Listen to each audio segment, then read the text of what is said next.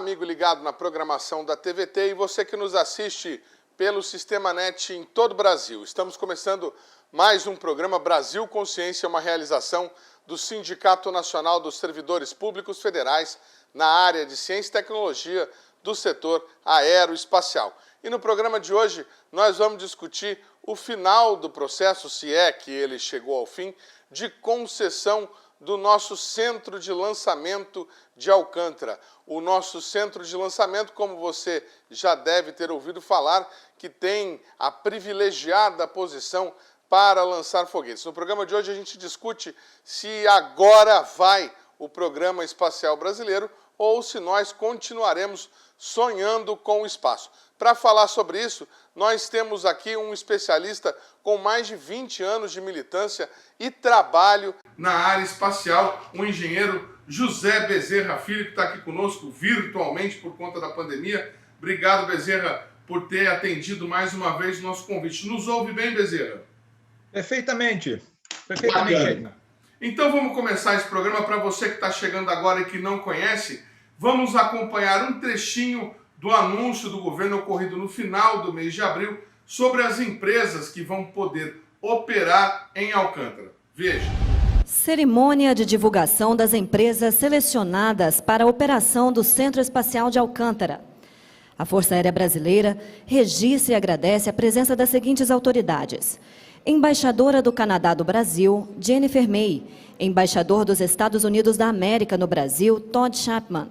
Ministros de Estado da Defesa, Walter Souza Braga Neto, das Relações Exteriores, Carlos Alberto Franco França, da Economia, Paulo Roberto Nunes Guedes, da Ciência, Tecnologia e Inovações, Marco César Pontes.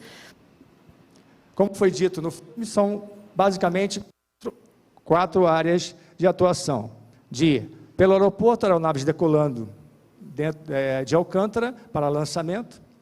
E no setor de operação de lançamento, chama de SPL. São 3 áreas, bem definidas. A área do sistema de plataforma, VLS, a área da plataforma universal e a área do perfurador de vento. Então, no total, são 4 áreas de lançamento. Tenho o privilégio de informar que o sistema de plataforma do VLS, a empresa Hyperion, foi selecionada. Lançador suborbital, a empresa Orioashi foi selecionada. A área do perfilador, a empresa C6 Launch foi selecionada. E decolagem do aeroporto, a empresa Virgin Orbit foi a selecionada. Pode passar, por favor. Então, nesse cenário, apresentamos as empresas selecionadas e os futuros contratos do Centro Espacial de Alcântara, viabilizando a sua operação. Muito obrigado. Muito bem, está aí a lista de empresas americanas e canadenses que já estão credenciadas para operar em Alcântara. Só que existe um detalhe. Logo após o anúncio dessas empresas que vocês estão vendo aí, estamos mostrando na tela nesse momento, a AEB abriu uma outra consulta pública, um outro chamamento público para que outras empresas possam se credenciar a explorar o espaço aéreo a partir de lançamentos no centro de Alcântara. Nós já vamos falar disso também. Entramos em contato com a AEB e, mais uma vez, não fomos atendidos. Ninguém nos deu uma explicação do porquê que esse novo chamamento público foi realizado, uma vez que o primeiro já atingiu seu objetivo, segundo aquilo que eles mesmos disseram. Bezerra, muito boa tarde. O Bezerra, para quem não sabe, escreveu um artigo no jornal do SINDCT em 2019, outubro de 2019.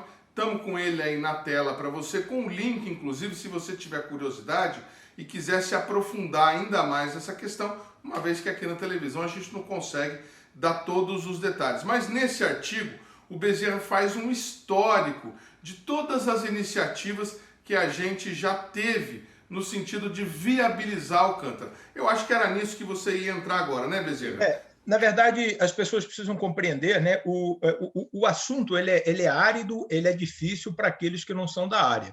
E eu acho muito importante, que dada a relevância desse assunto, que a gente tente aproximar a questão das pessoas comuns que não vivem a área espacial no seu dia a dia. Então, o Centro Espacial de Alcântara, ou o Centro de Lançamento de Alcântara, que é o CLA, ele foi criado na década de 80 como resultado da Missão Espacial Completa Brasileira. Década de 80, o país pretendia construir o seu satélite, construir o seu foguete e lançar o seu satélite com o seu foguete a partir do território nacional. Então, esse era o grande programa do Brasil na década de 80. Então, era a Missão Espacial Completa Brasileira. Construção do satélite, construção do foguete e lançamento do satélite no foguete nacional a partir de um centro de lançamento também nacional. O Brasil já possuía, na época, o centro de lançamento da Barreira do Inferno, mas, em função do aumento do tamanho do foguete e do aumento dos riscos envolvidos, o CLBI não mais atendia aos requisitos de segurança. Por isso, foi, então, estabelecido o centro de lançamento de Alcântara. E nós vivemos a década de 80, 90 e o comecinho deste século na expectativa de que esse sonho de uma geração que me antecedeu fosse realizado. E, infelizmente, coube a minha geração, quando eu digo a minha geração, de pessoas da minha idade que trabalharam durante todo esse tempo, no meu caso, 31 anos nessa área, a gente não conseguiu entregar esse sonho. Ou seja, a gente viu, na verdade, o sonho morrer e a gente viveu isso de uma maneira também bastante intensa e bastante triste. Então, houve 3 tentativas de lançamento de um foguete brasileiro, a primeira em 97, a segunda em 99 e a terceira em 2003, quando, então, morreram 21 colegas civis lá no CLA como resultado da explosão ou da ignição intempestiva de um dos motores do VLS. Bom, a partir de então, para todos os efeitos práticos, o Programa Espacial Brasileiro, naquilo que diz respeito ao veículo lançador de satélite, ele morreu, né?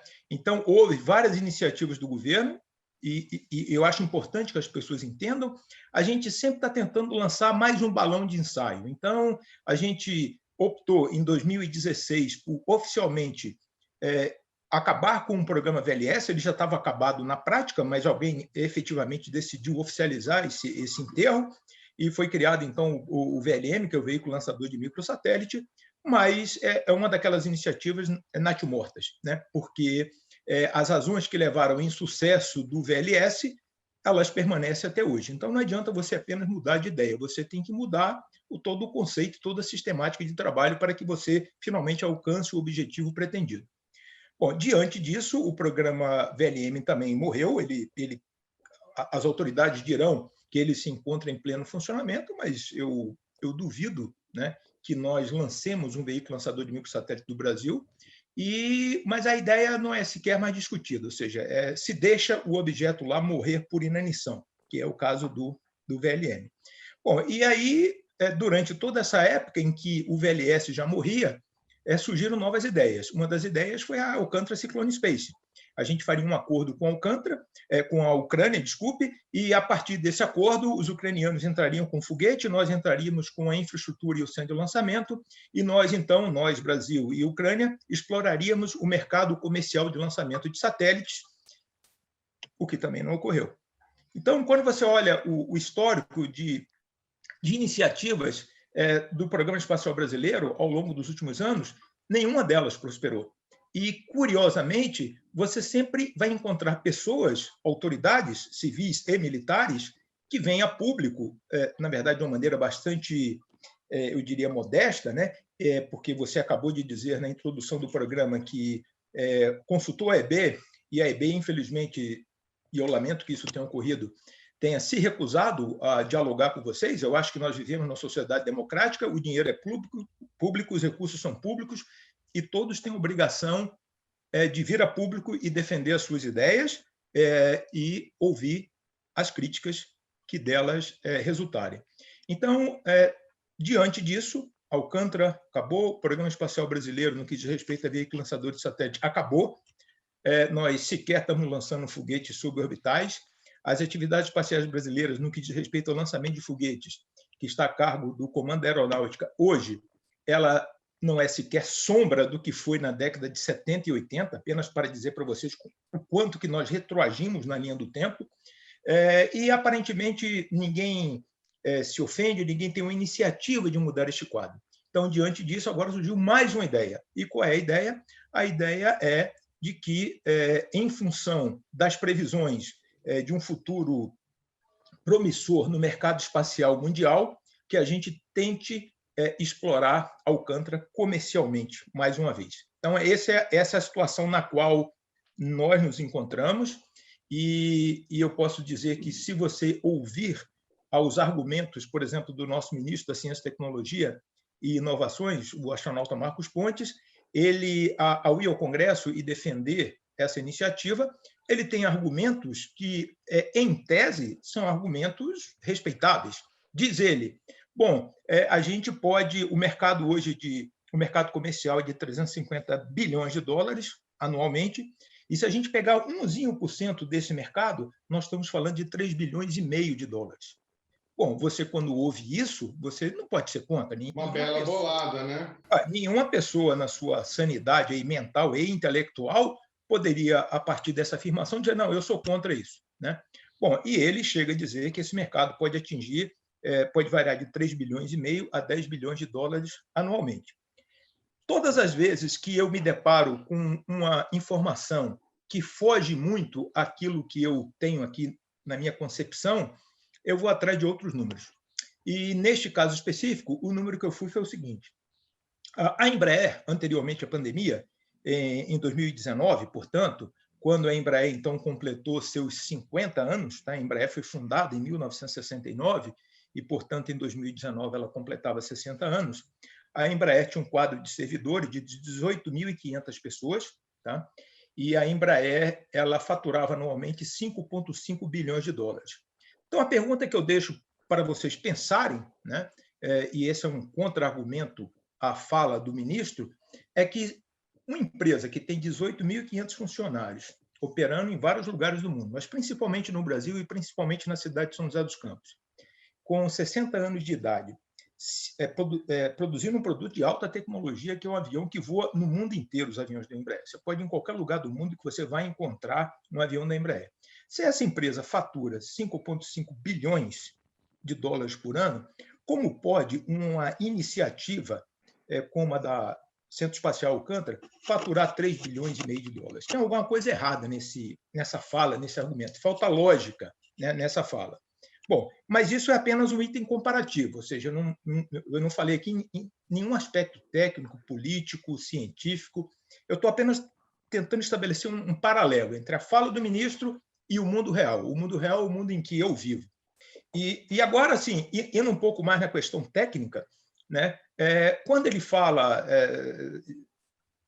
que nós vamos faturar 3 bilhões e meio por ano, quer dizer, ele diz que existe essa possibilidade, porque isso significa 1% do mercado mundial de satélites, e é verdade, ou seja, o mercado mundial de satélites hoje, o mercado espacial, na verdade, não só de satélites, ele movimenta aí da ordem de 350 bilhões de dólares. Tá? Então, esse número é real.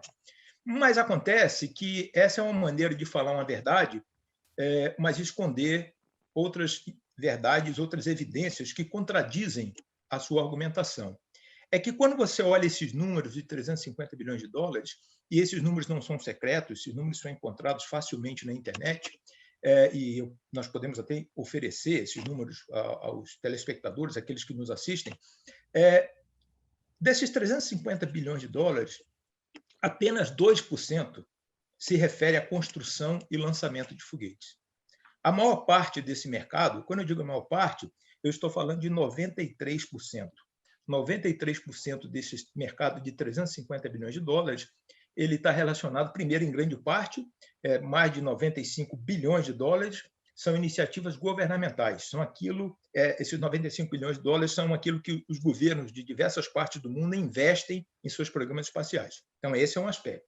Sobram 270 bilhões, aproximadamente. Desses 270 bilhões, a maior parte é o fornecimento de equipamentos solo, por exemplo, antenas, modem, e também o fornecimento de serviços. Se você tem uma TV por assinatura, não importa qual que seja, você faz parte desse mercado.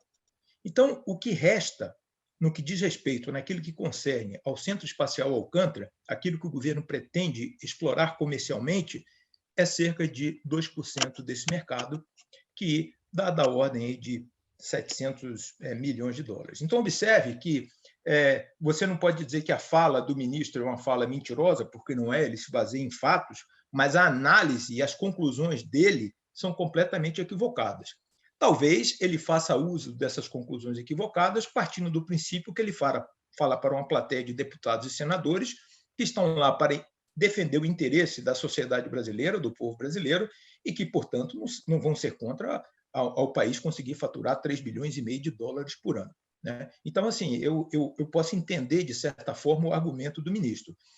Acontece que, numa sociedade democrática, numa sociedade civilizada, é necessário que haja o contraditório. E, em havendo o contraditório, cabe à parte proponente explicar para mim e para os demais cidadãos brasileiros por que isso acontece, essa diferença. Então, é isso que nós estamos falando. Então, o que se percebe é o seguinte: entre 2012 e 2020, foram lançados 3.600 satélites. Tá? São números assim, assombrosos, 3.600 satélites. Para vocês terem uma ideia, essa quantidade de satélites lançados em apenas quase que uma década, ela é equivalente a 1/3 de todos os satélites lançados até hoje desde o Sputnik. Então, é inegável que há uma expansão neste momento, na década que se encerrou e na década que se inicia agora, há uma expansão drástica no mercado de lançamento de foguetes. Isso é um fato. Mas existe um outro fato que advém da evolução da tecnologia, que mostra, e são dados também, não é minha opinião, que a quantidade de lançamento de foguetes nesse período em que houve essa expansão vertiginosa na quantidade de satélites lançados, a quantidade de lançamentos não mudou. São cerca de 90 lançamentos por ano. E alguém vai me perguntar, mas como é que foi feita essa mágica, né, de você, em uma década, lançar 1/3 dos satélites em toda a história da aeroespacial e não aumentar a cadência de lançamentos? A explicação pode ser dada pelo seu celular, ou seja, a miniaturização da eletrônica permite que hoje, com satélites de 3, 4 quilos de massa, você tenha desempenho em termos, por exemplo, de sensoriamento remoto, de transmissão de dados, equivalente a grandes satélites que antigamente pesavam 1 tonelada. Então, essa é a grande transformação do século XXI. O século XXI, que é o século em que eu pretendo viver, né, em que muitos, aparentemente, no Brasil estão vivendo no século passado e alguns até no século retrasado, por opção, mas o século que se apresenta é o século XXI, e o século XXI ele é marcado basicamente por 4 fatores, na minha opinião. A internet, os celulares, com acesso não somente à internet, mas os celulares hoje conseguem estabelecer comunicação com a constelação GPS, que é a constelação de posicionamento global, que parte dos Estados Unidos, parte da Rússia, parte da China, o Japão também tem a sua, né? Então, esse é o segundo aspecto. O terceiro aspecto, que é muito importante, que é a questão da inteligência artificial, isso é muito, muito importante, e o que a gente tem visto, e a redução de custo disso tudo. Ou seja, tudo isso que eu falei de maneira tão sofisticada, quase todo mundo tem acesso. No Brasil, na média, cada brasileiro tem um celular, né? E um smartphone, não apenas um celular, um smartphone que detém todas essas características que eu acabei de falar. Então, é isso que permitiu que houvesse essa expansão na quantidade de satélites, mas que essa expansão não tenha sido acompanhada pela quantidade de lançamentos. Em janeiro deste ano, a SpaceX bateu o recorde. Ela lançou, eu vou checar o número aqui para não passar uma informação equivocada, mas em um único lançamento, a SpaceX ela lançou 143 satélites. Um único lançamento. Tá? Então, isso significa dizer que você hoje consegue, com um único foguete, lançar mais de 100 satélites, e são satélites de verdade, não são satélites acadêmicos, ou de escolas, ou para realizar ensaios, são satélites reais. Nós temos hoje em órbita da Terra cerca de 3.500 satélites operando, satélites que estão orbitando a Terra, operando. Somente um cidadão, que chama-se Elon Musk, ele é detentor de 45% desses satélites. Então, esses são, de novo, dados reais, não são dados secretos, dados indisponíveis. Esses dados estão disponíveis a qualquer cidadão do planeta Terra que tenha acesso à internet e faça essa pesquisa. Tá? Então, o Elon Musk tem hoje cerca de 1.660 satélites orbitando em torno da Terra. Ele lança com o seu próprio foguete e ele faz seus lançamentos a partir dos Estados Unidos. Tá? Então, essa é uma questão. Bom, a expansão do mercado, mencionada pelo nosso ministro, o Marcos Pontes, também está relacionada a outras constelações, porque o Elon Musk pretende estabelecer uma constelação de mais de 10 mil satélites em órbita da Terra, que chama-se Starlink. Desses 10 mil, ele já lançou 1.600 e ele pretende, até o final desta década, completar a sua constelação. E tudo indica que ele conseguirá. Mas ele não é a única pessoa que teve essa ideia. O outro bilionário também, Jeff Bezos, dono também de uma empresa que fabrica foguetes, que é a Blue Origin, e dono da Amazon, ele é mais conhecido como dono da Amazon, também pretende estabelecer uma constelação, uma mega constelação porque são milhares de satélites, por isso que fala mega. É uma coisa inimaginável há 15, 20 anos. É algo do século XXI. Se você não viver no século XXI, você não vai compreender o que significa essa transformação pela qual a área espacial está passando. É uma transformação brutal. E você não pode pretender prever o futuro se você não entende nada do que está ocorrendo neste mundo em que nós vivemos. Né? Então, esse é um fato fundamental. E tem outros países, por exemplo, tem a OneWeb, que também pretende estabelecer uma mega constelação de satélites. Essa tem a parte privada e tem também uma participação do governo britânico. Então, quando você olha para esses números e para esses atores, você fica se perguntando o que o Brasil tem a ver com isso? Por que razão eles viriam para o Brasil? E quero, se você me permite, já me desculpo aqui de antemão, disputar uma fala sua quando você abre o programa e você diz que nós temos uma posição privilegiada. Nós precisamos acabar com esse discurso.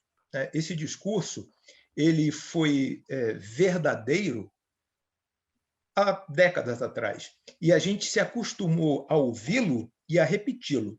Então, eu não posso ouvir essa fala sem me manifestar. Não estou dizendo que a posição geográfica seja ruim, seja inadequada, ela é excelente. Mas o CLA, é bom dizer, ele tem mais de 30 anos de atividades e ele jamais lançou um satélite em órbita da Terra. E aí eu pergunto, e deixo a pergunta para aqueles que nos assistem, por que será? Será que todo esse mundo que quer estabelecer mega constelações de satélites com 10 mil, com 12 mil, com 40 mil satélites, será que eles não se aperceberam da existência do CLA e do grande potencial que eles podiam ter se eles estabelecessem um centro de lançamento lá? Quer dizer, você está me sugerindo, você, Edmond, que essas pessoas não são esclarecidas, que elas não têm conhecimento, que elas não têm visão empresarial? Que elas não sabiam que tinha o CLA no Brasil. Ou seja, isso, você me desculpe, mas me parece que parte das nossas autoridades elas querem viver uma realidade paralela. Né? E eu, toda vez que eu falo isso, as pessoas muito se incomodam, e eu gosto sempre de recordar uma fala de um cidadão chamado Buzz Aldrin. Buzz Aldrin foi coronel da Força Aérea Americana, lutou na Guerra da Coreia. O Buzz Aldrin ele fez doutorado no MIT, a tese de doutorado dele é de 1963, ou seja, tem muito tempo, e a tese de doutorado do Buzz Aldrin era exatamente sobre acoplamento espacial. Então, o Buzz Aldrin não é apenas um herói americano porque lutou na Guerra da Coreia, mas ele é um sujeito dotado de um intelecto absolutamente privilegiado, e ele foi o segundo ser humano a colocar o pé na Lua. Então, é dessa pessoa que eu estou falando. E esta pessoa, que continua viva, vivíssima entre nós, aliás, da Apollo 11 é o único vivo até hoje, uma vez que Neil Armstrong já faleceu, e recentemente, há pouco tempo, faleceu Michael Collins, então ele é o único vivo, mas ele continua ativo na área espacial, e ele tem uma passagem muito interessante em que ele desferiu um soco, né, ele já com uma certa idade, na cara de um indivíduo. E esse indivíduo na verdade, era a gênese desse processo negacionista que o mundo vive, principalmente os Estados Unidos e o Brasil, eu diria. Nós temos incríveis similaridades que existem hoje entre o Brasil e os Estados Unidos, e elas não são boas, as que existem, né? E ele, então, desferia um soco na cara desse sujeito, porque esse sujeito andava atrás do Buzz Aldrin aonde quer que ele fosse, e dizia que ele era um mentiroso, porque todo aquele processo de ir da Lua era fake, que aquilo foi criado no estúdio. E o Buzz Aldrin, tem imagens disso que eu estou falando, você também pode achar na internet, um dia ele perdeu a paciência e deu um soco nesse cidadão.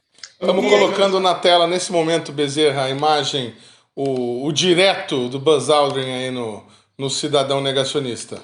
E aí, posteriormente, ele foi questionado por um repórter do porquê que ele ter feito isso e por que ele imaginava que existiam pessoas daquele tipo. E ele tem uma resposta que ela vale, e é por isso que eu estou contando toda essa longa história, ela vale muito no presente contexto. Há pessoas no mundo de hoje que elas acreditam que são dotadas de uma mensagem especial. Elas detêm um conhecimento que ninguém mais tem, só elas. Então, no meu caso específico, o meu conhecimento vem desse monte de livro que vocês estão vendo aí atrás, e são livros lidos em várias áreas, né? Eu não leio de um assunto só, eu gosto de ler de vários assuntos, né? Mas, obviamente, como eu militei por 31 anos na área espacial, a área espacial eu fiz com paixão, eu não fiz apenas por obrigação, né? E é o que me traz aqui hoje também. Eu só tenho esse objetivo. Meu único objetivo, ao participar desse programa, é tentar jogar um pouco de luz, nem que seja com uma pequena lanterna, sobre o assunto, para que as pessoas possam despertar e ajudar as pessoas a pensar. E também oferecer o contraditório, né, de uma maneira honesta e de uma maneira baseada em dados. Então, esse é o nosso objetivo. Então, existem pessoas que parecem, dizia o Buzz Aldrin, que são detentoras de um conhecimento que ninguém tem. Então, esse cidadão, a quem ele desferiu um soco, era uma das poucas pessoas no planeta Terra que acreditam, né, que a ida do homem à Lua foi fake. Né? Foi tudo uma coisa feita em Hollywood.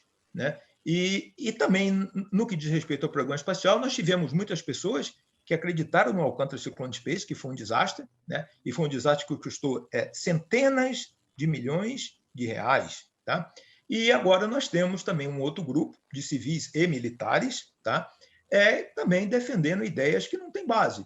E eu digo, se tem base, apresentem seus dados de uma maneira clara e honesta. Se não quiser falar com o órgão, o braço aqui, midiático do sindicato, dos servidores de ciência e tecnologia, fale com outros, não tem problema nenhum. E aí, baseado nesse pensamento, eu pensei hoje de manhã em dizer uma coisa, né, mas fui consultar na internet, que eu diria o seguinte, que todo esse programa, o Edmond e aqueles que nos assistem, é a cloroquina da área espacial. Né? Mas aí eu fui entrar para tentar achar uma imagem, eu entrei no Google e coloquei cloroquina espacial. E eu, infelizmente, fiz a descoberta de que outras pessoas já tinham concluído isso. Então, eu fiquei um pouco decepcionado que eu não fui a primeira pessoa a ter essa brilhante ideia, né, de achar que todo esse programa que é feito do CEA, etc., é uma cloroquina, ou seja, não há base. O que é a cloroquina? A cloroquina, as pessoas defendem ideias que não têm base nenhuma, e o mundo científico, que é o mundo que entende daquela área específica, na sua unanimidade, diz isso não existe, não há comprovação científica. Da mesma forma, eu entendo, particularmente aqui da área espacial, e eu afirmo aqui que não há nenhuma base para que isso se concretize. E o que vai acontecer? O que vai acontecer é que o Estado vai colocar recursos nessa atividade, como já colocou na ACS, e não vai ter resultados. E, enquanto isso, e aqui vem um detalhe muito importante, principalmente para aqueles que se dizem nacionalistas, defensores da pátria e dos bons modos, né? Enquanto isso, as atividades espaciais genuinamente brasileiras, a cargo do Instituto de Aeronáutica e Espaço, que é um órgão da aeronáutica, por incrível que pareça, né? E o Instituto Nacional de Pesquisas Espaciais, que este ano, em agosto, completa 60 anos, essas organizações estão morrendo. Vamos deixar isso claro aqui. Enquanto o governo, o Estado brasileiro, abandona as duas mais importantes organizações da área espacial do Brasil para ingressar em mais uma desventura espacial, os órgãos que fazem essa atividade no Brasil, que sempre fizeram, estão morrendo. Então, ao final, não teremos o CEA operando como previsto e também não teremos atividades espaciais no Brasil, porque essas organizações estão sendo completamente destruídas. A gente vai para um rápido intervalo, mas a gente volta já já para falar muito mais sobre a destruição das principais estruturas espaciais brasileiras e sobre a nova cloroquina espacial. Um instante só, não sai daí.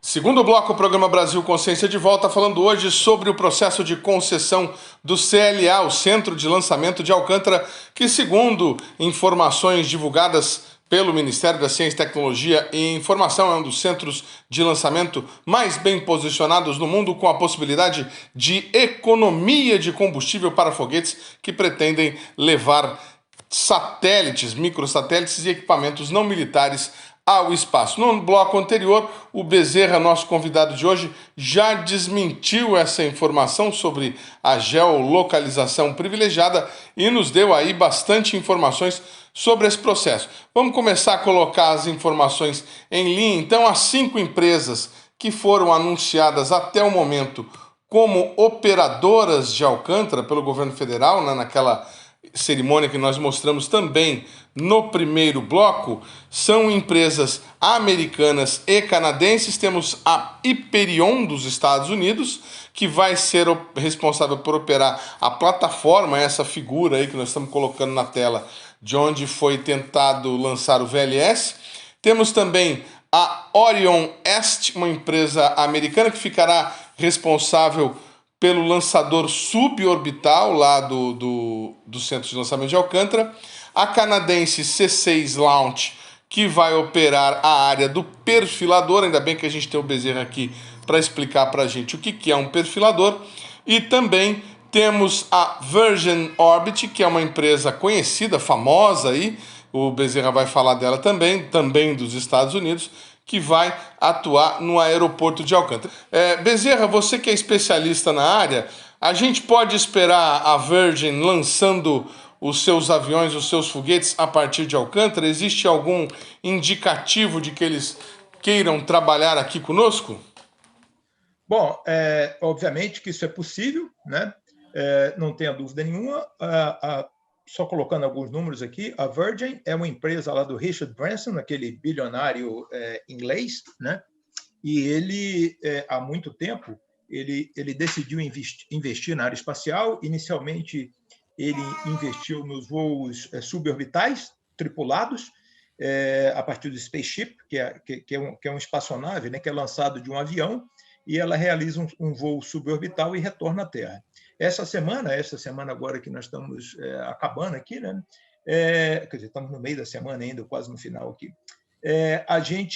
Houve um voo tripulado do foguete dele com sucesso, mas, veja, desde 2004, quando houve o primeiro voo, de 2004 até agora, são 17 anos. Em 17 anos, a Virgin Orbit não conseguiu tornar operacional os voos suborbitais tripulados. Bom, agora vem a Virgin Orbit, né? E o Orbit quer dizer que coloca alguma coisa em órbita da Terra, ao contrário da anterior, que apenas realiza um voo suborbital, ou seja, ela sobe, a espaçonave sobe e desce, e nesse caso ela sobe e fica em órbita da Terra.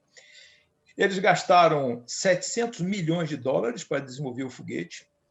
Ele é um foguete que é lançado da asa de um avião, do Boeing 747, e daí vem uma característica que permite o uso de vários centros de lançamento.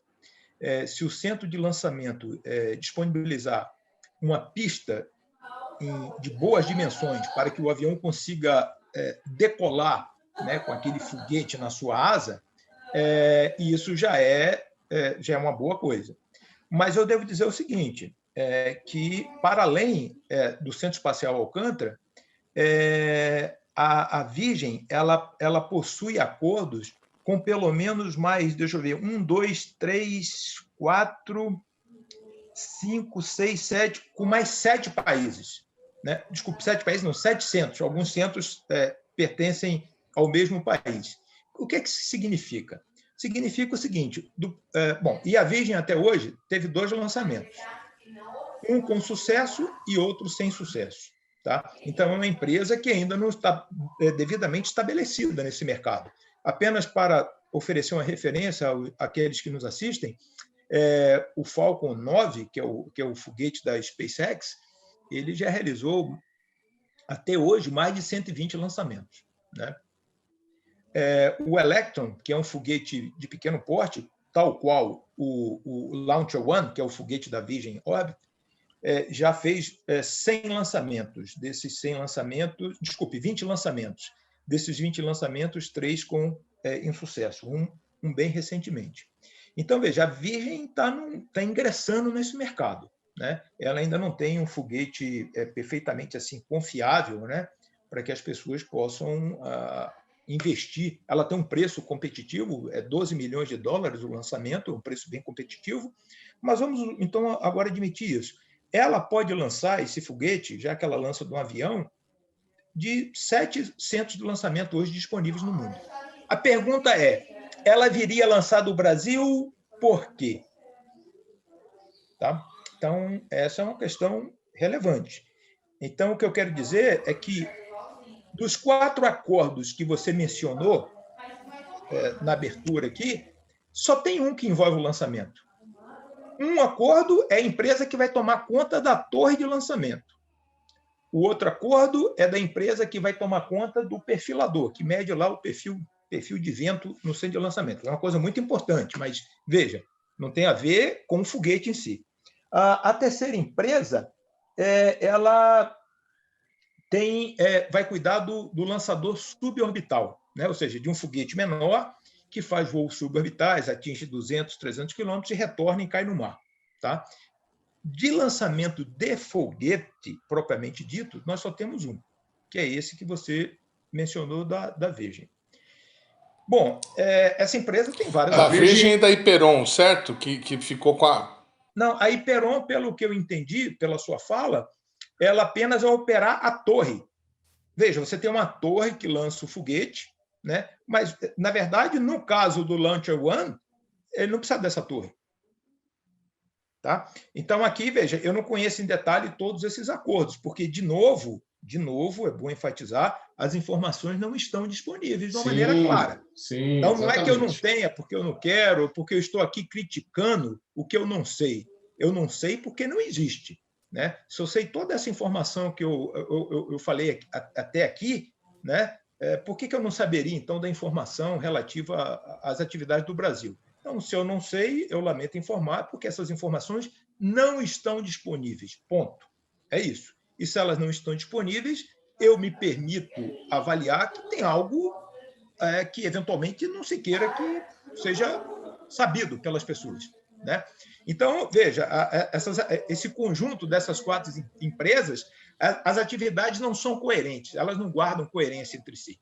Tá? Para lançar o Launcher One, eu não preciso do centro da torre. Tá? Eu não preciso da parte suborbital. Eu uso só a pista. Eu só uso a pista. Eu vou usar a pista e, provavelmente, a empresa vai querer uma estrutura de solo, né? Inclusive para manipular, se necessário for, a carga útil, que é um satélite, ou vários satélites, porque esses foguetes, apesar de serem os menores foguetes existentes, eles são capazes de transportar vários satélites também. Por quê? Porque os satélites ficaram muito pequenos. Então, os foguetes são pequenos, mas os satélites ficaram tão pequenos que um foguete pequeno hoje consegue lançar vários satélites. Apenas para dar uma ideia aqui, aqueles que nos assistem, o foguete da Electron, que é da Rocket Lab, que é o Electron, e ele realizou 20 lançamentos até hoje, né? 3 com falhas, 17 com sucesso, e ele já colocou em órbita mais de 100 satélites. Então, se você fizer uma conta rasteira aqui, dá cerca de 5 satélites por lançamento. Tá? Então, assim, essa é uma questão. Você precisa de uma certa infraestrutura, uma sala limpa, talvez, né, para você fazer ajustes finais na sua carga útil. E aí que vem a pergunta. Quem que vai prover essa infraestrutura? Quem que vai pagar pelo estabelecimento dessa infraestrutura, que não existe no CLA, não existe? Quem que vai pagar por isso? Tá? E qual é o custo disso? O lançamento é de 12 milhões de dólares, ou seja, a empresa, a Virgin, cobra 12 milhões de dólares para lançar cada foguete desse, em tese, em qualquer lugar do mundo. Mas, preferencialmente, obviamente, é nos Estados Unidos. Eu diria que, se eles forem lançar de outros lugares, o custo será superior aos 12 milhões. Bom, agora vem um exercício aqui. Esses 12 milhões, nós estamos falando de uma empresa que investiu 700 milhões de dólares nessa operação toda. E ela o fez visando oferir um lucro. Tá? A pergunta é, desses 12 milhões que ela vai cobrar para lançar um satélite, quanto que ela está disposta a pagar pelo uso dessa pista e dessa infraestrutura? Eu não tenho conhecimento detalhado dessa planilha de custo, né? Mas eu vou aqui arbitrar um valor para a gente discutir, da ordem de 10%. Então, no máximo, $1 milhão.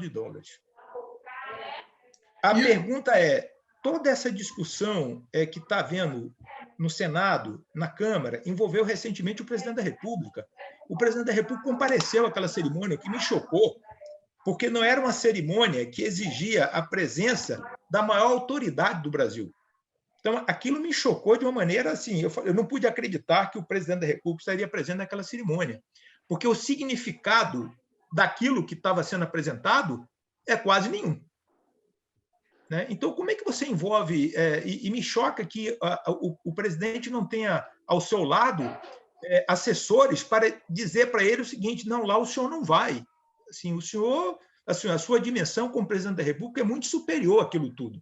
Né? Então, você veja que há até uma certa vulgarização da atividade e do, eu chamo de enfeitamento, né, do fato. Né? Então, as perguntas são essas. Quem pagará pela manutenção da infraestrutura? Quem que pagará?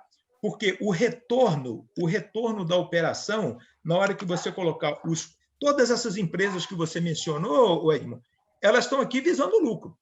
Se eu for manter a torre de lançamento, alguém vai ter que me pagar. Se eu for manter a plataforma de lançamento suborbital, alguém vai ter que me pagar. Se eu vou manter o perfilador de vento, alguém vai ter que me pagar. Bom, e só tem até agora uma empresa que, dentre outras 7 opções, pode escolher lançar do Brasil, que é a Virgin. E aí eu te pergunto, onde é que está a conexão entre esses pedaços? Eu não consigo enxergar. Brasil Consciência vai para um rápido intervalo e a gente continua falando desse assunto no próximo bloco. Um instante só, não sai daí.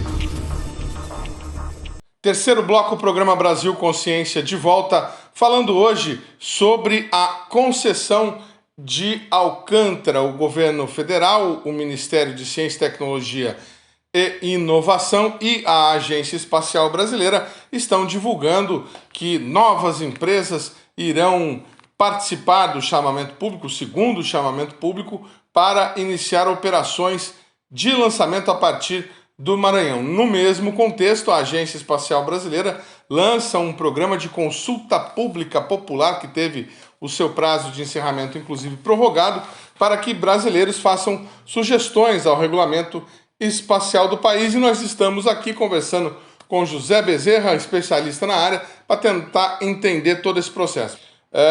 Bom, nós já discutimos as possibilidades, então, desse projeto prosperar e parece que não são lá muito grandes. Mas vamos imaginar, Bezerra, que você está absolutamente equivocado naquilo que você está falando e que por uma necessidade que nós não estamos vislumbrando, talvez aí, como você mesmo falou, as operadoras de TV por assinatura ou as operadoras de celular ou alguma outra tecnologia que a humanidade vai consumir em grande escala, vai precisar de satélite, de microsatélite voando aí toda hora, e toda hora a gente vai ter que ter um lançamentinho a partir de Alcântara. Só que tem um dado que é interessante, você falou lá no começo dos valores, são 273 milhões. Se a gente levar em consideração o que o Marcos Pontes falou, ou seja, 1% desse montante, não dá nem 1/10 daquilo que ele pretendia lucrar. Alcântara se mantém assim? Ou nós estamos caminhando para criar uma estrutura privada, totalmente privatizada, na qual daqui a pouco o próprio governo brasileiro vai ter que contratar serviço para lançar esses microsatélites, considerando ainda esse mundo de Bob que eu citei, em que todo mundo vai precisar lançar satélite toda hora. Será que é isso? Bom, gostei da sua premissa, vamos fazer esse exercício. Eu acho que o exercício intelectual ele é sempre válido. Então, vamos partir desse mundo hipotético em que isso vai ocorrer, né, e que Alcântara, então, se torne um centro de lançamento bastante disputado.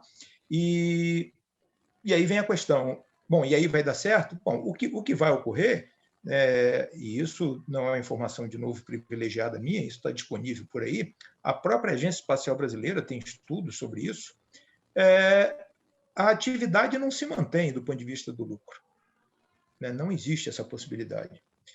A manutenção dessa infraestrutura a qual você se referiu, ela exigirá, sim, a aplicação de recursos governamentais, que, por si só, quero dizer, não é um equívoco. Ela pode, o Estado, porque é assim no mundo inteiro, é assim na Rússia, é assim nos Estados Unidos, é assim no Japão, é assim na Europa, que investe grandemente aqui no Centro Espacial da Guiana, né, aqui pertinho de Alcântara.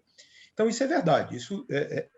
Todos esses centros, sem uma única exceção, eles são mantidos com recursos governamentais. Aquilo que se arrecada com a operação de lançamento é insuficiente para a manutenção dessa infraestrutura sofisticada, cara, e que precisa ser mantido num ambiente bastante inóspito, né? Voltando ao caso de Alcântara, um ambiente com alta umidade, alta salinidade e alta insolação. Então, isso é um ambiente assim, terrível, assim, para se manter equipamentos importantes e sensíveis. Então, a operação em nenhum país do mundo não existe operação de centro de lançamento que dê lucro. E aí as pessoas podem perguntar, mas por que os governos, então, investem nisso? Por que os governos mantêm esses centros de lançamento se eles não dão lucro? Porque esses países o fazem por razões estratégicas. O que movimenta, de fato, a área espacial é a área militar. Né? Se você olhar os principais países em termos de quantidade de satélites em órbita, primeiro vem os Estados Unidos com eu estou arredondando o número aqui, 1.900 satélites operacionais. Depois você tem a China, com 400 e... Estou tentando achar aqui para dar um número correto, para não causar confusão aí na cabeça daqueles que nos assistem. Depois você tem a China, com 412, você tem a Rússia, com 176, e é importante observar como é que a China, desde 2011, se não me engano, ultrapassou a Rússia em quantidade de satélites em operação, e, em quarto lugar, você tem a Índia, com 63 satélites, operando em órbita da Terra. Não é nenhuma coincidência que esses são os 4 principais países em investimentos em defesa, com a Índia hoje à frente da Rússia.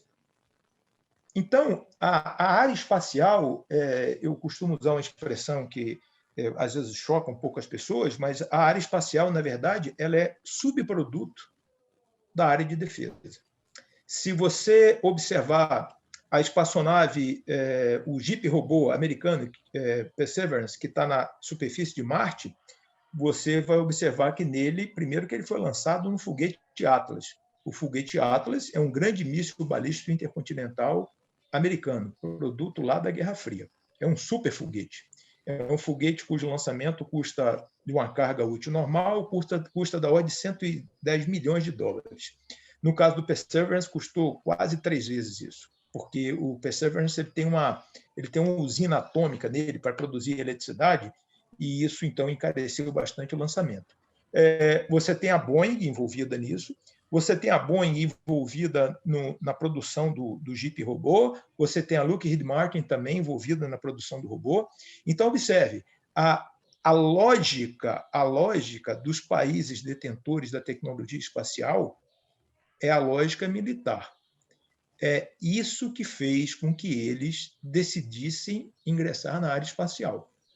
O resto é consequência. Benefícios econômicos, indiscutível que existem os benefícios econômicos, mas esses benefícios econômicos foram resultado desse investimento na área de defesa.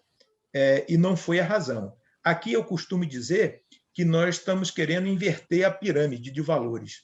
A gente está de olho no lucro do mercado, mas a gente não quer fazer um investimento básico em ciência, nas universidades e nos centros de pesquisa, na tecnologia também, nas universidades, no centro de pesquisa, e ir subindo degrau a degrau essa pirâmide até que nós cheguemos ao topo.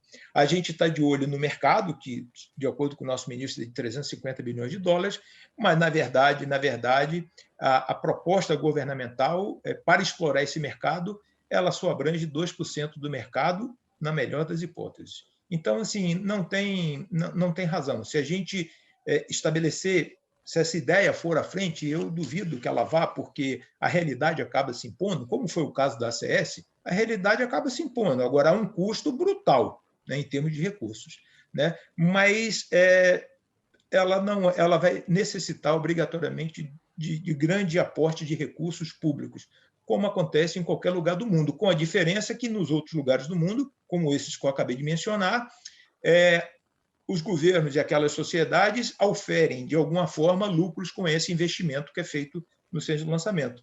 Não será o nosso caso.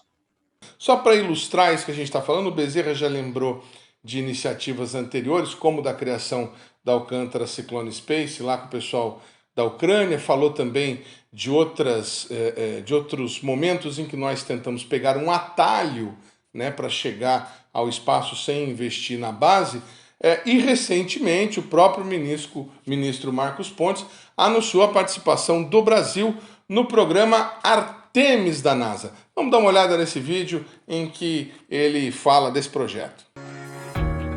Então, realmente é um passo muito importante, né, para o Programa Espacial Brasileiro, para o Ministério de Ciência, Tecnologia e Inovações.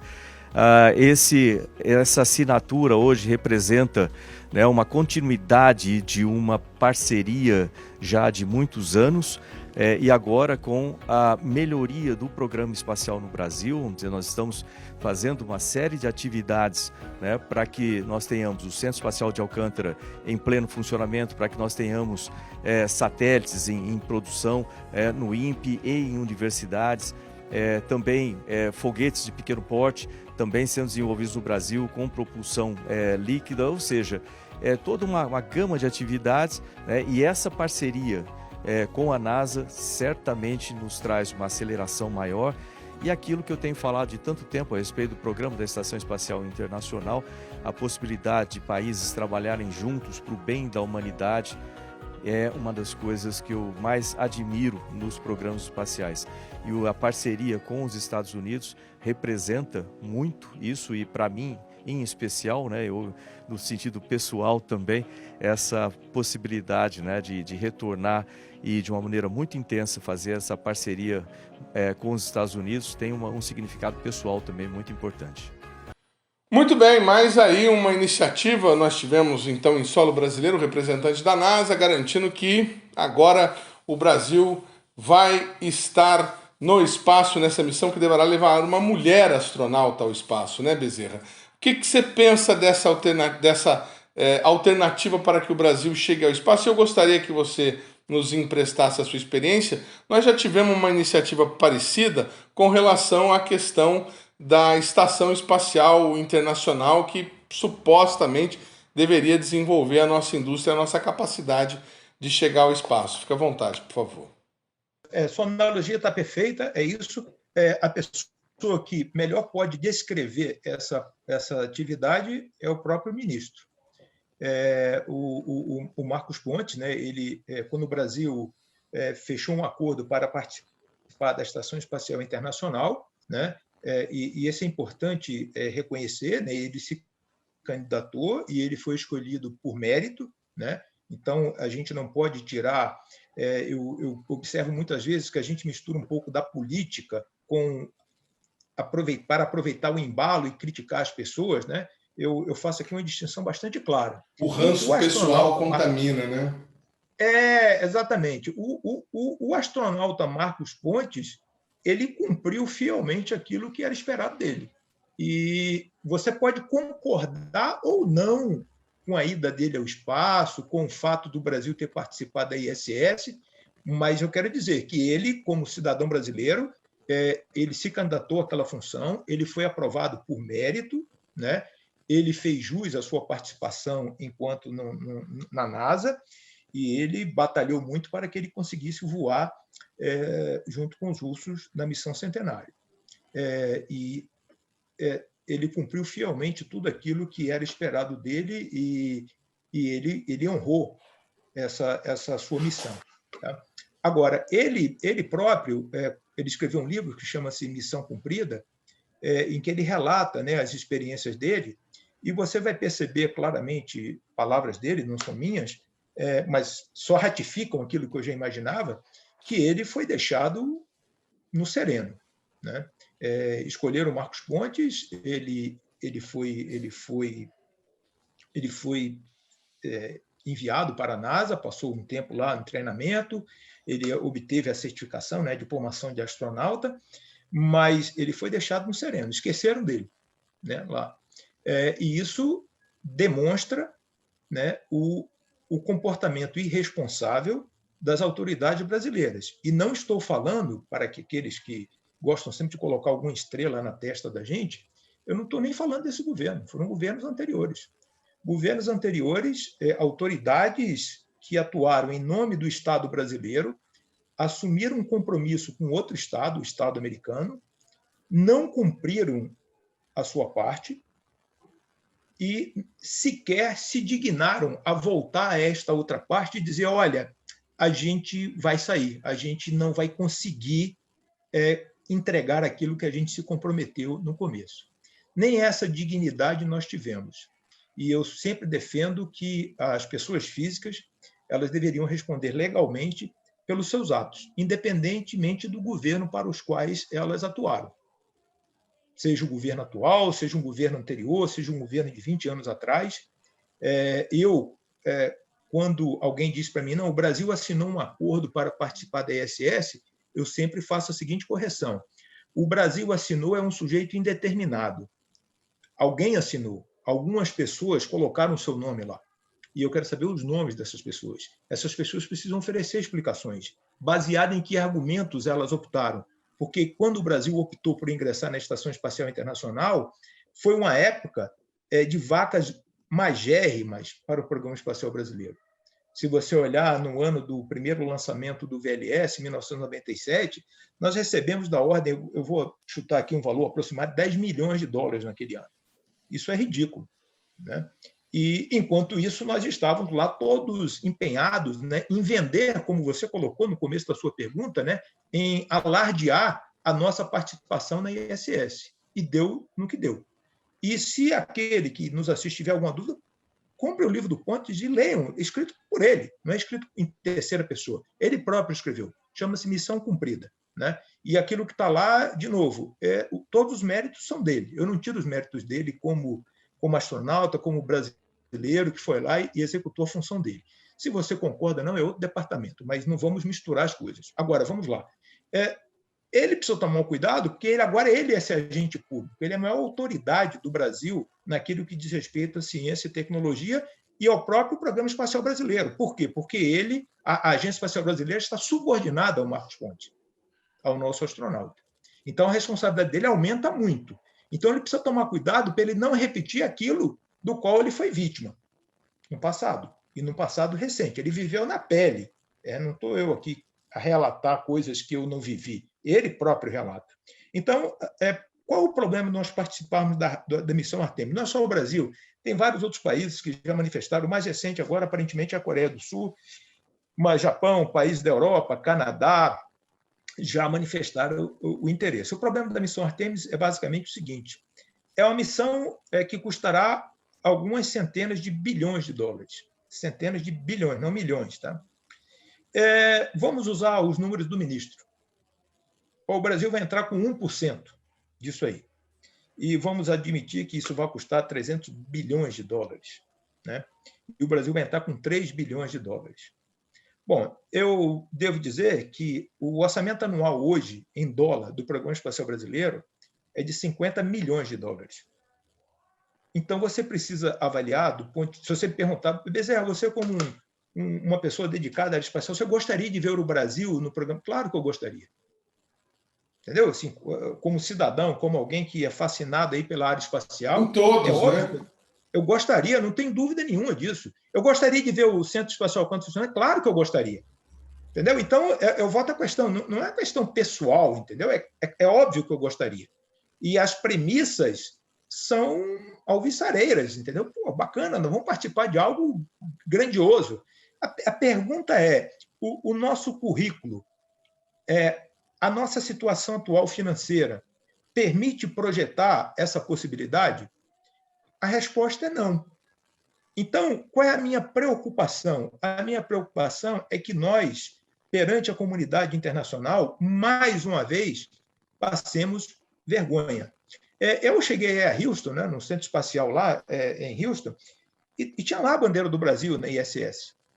Isso quando o Brasil, em tese, já tinha até desistido de participar, não formalmente, tá? Informalmente. Mas os americanos foram, eu diria que foram de uma educação conosco e de uma tolerância inimaginável, entendeu? Eles nos trataram de uma maneira, eles foram fingindo que não estavam vendo o que estava diante deles, entendeu? E eu acho que nenhum brasileiro, nenhum cidadão, nenhum agente público tem o direito de colocar o seu país, no caso o Brasil, em uma situação que possa nos envergonhar em um futuro próximo. Então, assim, o apelo que eu faço às nossas autoridades, em especial ao Marcos Pontes, que é o nosso ministro, a nossa maior autoridade nessa área, é que ele reflita bem sobre isso e que ele lembre das palavras registradas no seu livro Missão Cumprida, para que nós não repitamos aquilo que lá está e que ele conhece melhor do que qualquer outro cidadão brasileiro. O programa Brasil Consciência vai ficando por aqui. Você que gosta de acompanhar o nosso programa deve continuar acessando a nossa página no YouTube, que está aí para você na tela neste momento. Você que quiser conhecer os demais programas produzidos pela rádio do SINCT deve acessar a nossa página no Facebook, que está aí também para você na tela nesse momento. Dúvidas, críticas, sugestões, reclamações, temos aí o nosso endereço eletrônico sempre disponível para você. A gente volta na semana que vem com mais uma atração inédita. Obrigado pela sua audiência, pelo carinho da sua companhia. Tchau!